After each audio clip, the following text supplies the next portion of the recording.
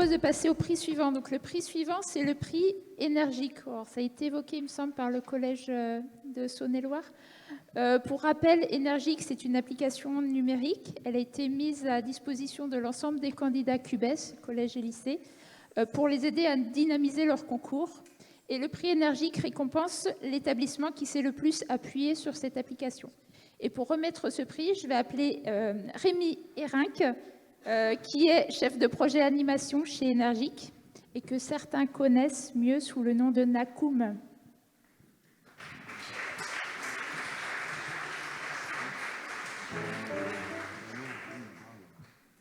Bonjour à tous, bonjour à toutes. Merci beaucoup de m'avoir invité du coup à remettre le prix Énergique. Effectivement, moi je m'appelle Rémi Hérinck, mais comme l'a dit Christelle, vous me connaissez mieux si vous avez joué à l'application Énergique sous le pseudonyme de Nakoum. Effectivement, donc avant de remettre le prix, moi je tenais à vous donner quelques chiffres clés. Quelques chiffres clés intéressants parce que dans l'application Énergique, comme vous le savez, on mesure certains indicateurs. Et donc je voulais vous partager quelques chiffres, notamment, comme vous le saviez, il y avait 236 établissements engagés dans l'application Énergique, donc 236 équipes.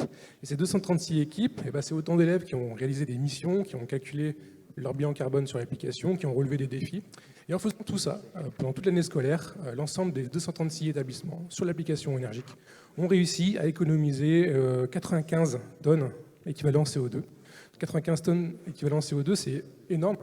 Pour vous donner des ordres de grandeur, par exemple, c'est l'équivalent de 413 000 km en avion, ce qui veut dire 70 vols Paris-New York. C'est aussi la production de 4 000 smartphones. Et c'est aussi 13 000 repas avec du bœuf versus 200 000 repas végétariens.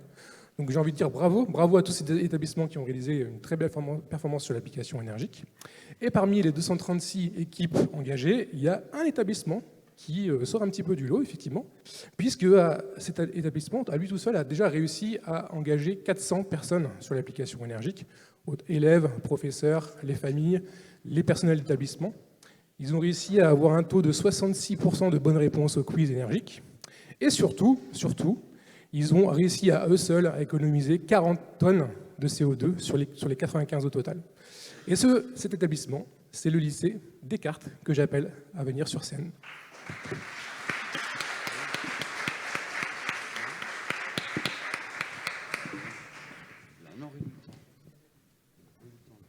Oui, enfin, je pense que M. Blond et M. Rillet peuvent également venir sur scène s'ils le souhaitent.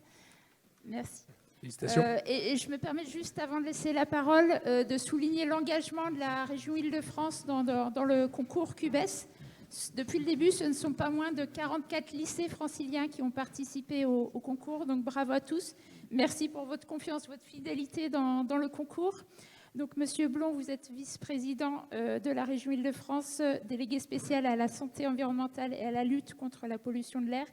Et Monsieur Nicolas Rillet, qu'on ne va plus présenter dans CUBES parce que Monsieur Rillet est un habitué du podium sur CUBES, donc coordinateur des lycées et co-responsable de la région. Un grand merci à vous et félicitations au lycée. Oui, je vais dire quelques mots pour vous remercier de cette invitation, vous féliciter globalement, d'abord, bien sûr, le lycée de Montigny, mais l'ensemble des lycées participants, parce que c'est un projet magnifique. C'est un projet qui tient à cœur à la région Île-de-France. On gère presque 500 lycées, 6,5 millions de mètres carrés qui consomment chaque année, je dois vérifier mes notes parce que c'est gigantesque, 700 gigawattheures d'énergie finale. Donc évidemment, c'est un enjeu climatique majeur. Sur ce sujet, nous, on a lancé un grand projet de rénovation du bâti. L'ensemble des lycées, aujourd'hui, d'Île-de-France sont en train d'être rénovés. Pour vous donner un ordre de grandeur, c'est le 3e plus grand chantier de France après les Jeux Olympiques et le Grand Paris Express. Et c'est le plus grand porté par une collectivité territoriale. Donc c'est vraiment absolument gigantesque. Et évidemment, bien sûr, il y a un enjeu énergétique, diminuer la consommation, mais il y a aussi un enjeu d'environnement pédagogique. Et on voit que les deux vont ensemble.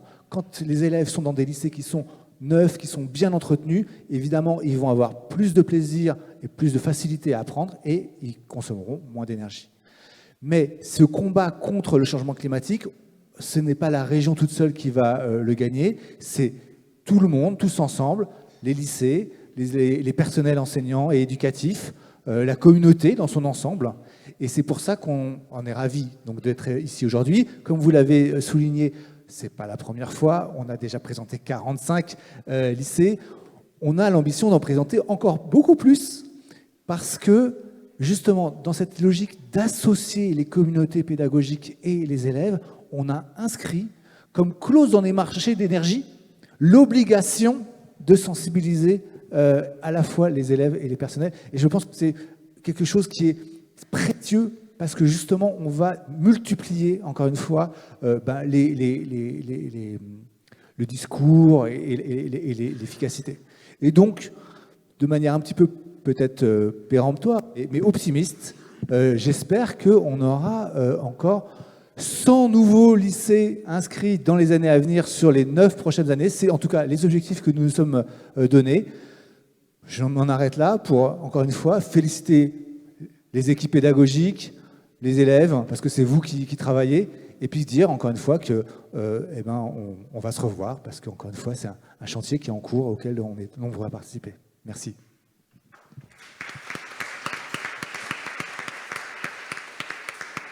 Bien, bonjour à tous. Alors, tout d'abord, nous sommes évidemment très heureux d'avoir emporté ce prix. Donc j'ai pas mal de monde à remercier, j'espère que vous m'excuserez, mais je prends le temps de remercier vraiment les gens. Avant cela, je voulais dire quelques mots du challenge énergique en tant que tel, qui pour le lycée Descartes en tout cas a été un formidable outil et un levier très efficace pour mobiliser l'ensemble de la communauté scolaire, qu'il s'agisse des élèves, des parents d'élèves, du personnel enseignant, mais aussi du personnel non enseignant, autour de nos objectifs communs et de notre projet d'éducation au développement durable, et cela tout au long de l'année. Donc on peut vraiment parler de véritable dynamique collective, et je pense que l'application énergique a été d'un très grand secours pour engager cette dynamique et surtout la maintenir sur toute l'année scolaire.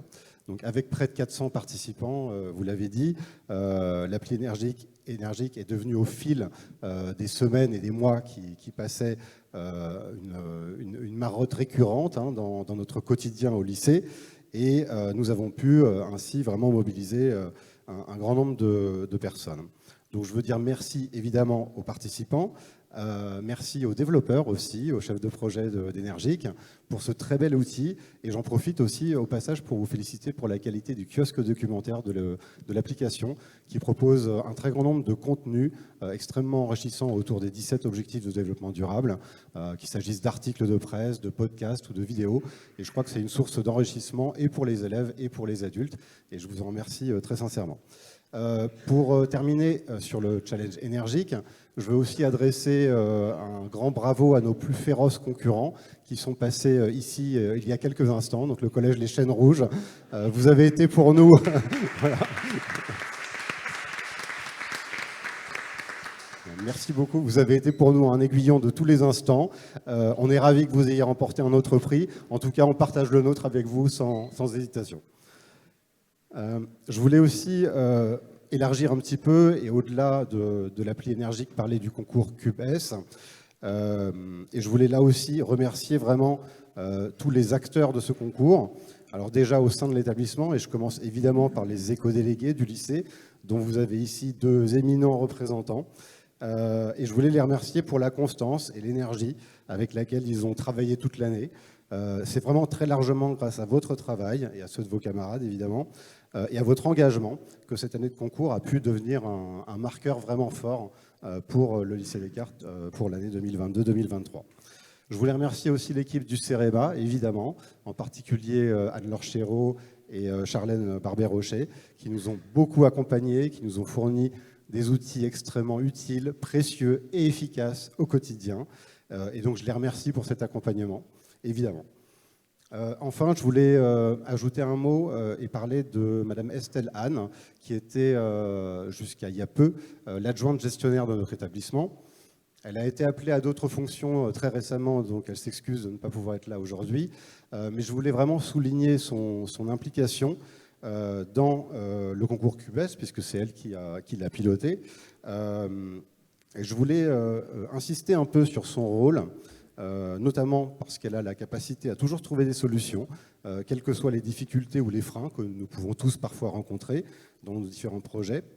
Et je pense que c'est important de mentionner le rôle des adjoints gestionnaires, des agents territoriaux, des agents d'entretien et des collectivités territoriales en particulier, parce que lorsqu'on cherche à mettre en place et à mettre en œuvre une vraie politique de développement durable au sein d'un établissement, ce sont des personnels dont on ne peut se passer.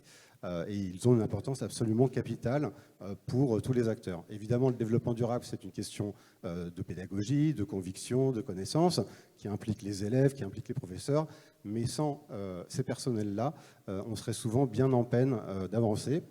Et ça, le pôle lycée éco-responsable de la région Île-de-France l'a très bien compris. Et donc j'en profite pour remercier très chaleureusement M. Nicolas Rayet et toute son équipe pour voilà, l'immense soutien que nous a apporté son équipe et les conseils techniques et son expertise également. Donc je vous remercie infiniment.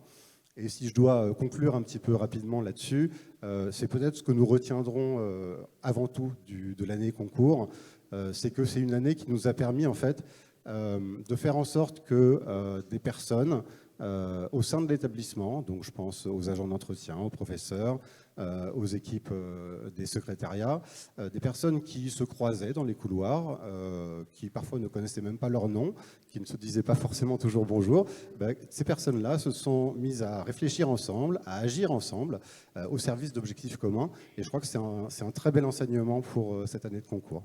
Voilà, donc je vous remercie beaucoup et je vais laisser la parole à nos éco-délégués.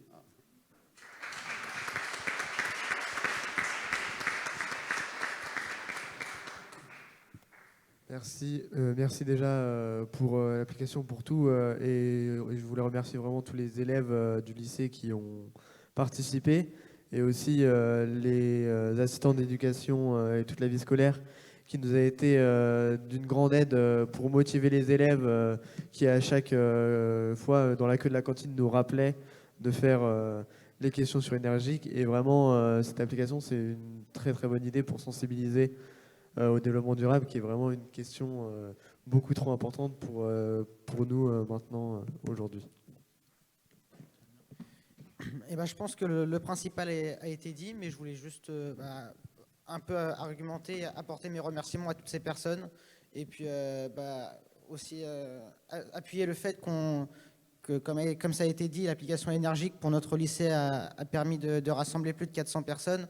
Et même si à l'échelle nationale, ça peut paraître peu, 400 personnes, c'est tout autant de personnes qui potentiellement ont été sensibilisées à ces sujets-là et pourront potentiellement sensibiliser d'autres personnes. Et donc c'est un petit pas, mais important, et qui, j'espère, permettra plus tard d'atteindre une sensibilisation globale à toutes les personnes qui peuvent apporter leur aide à ces causes importantes.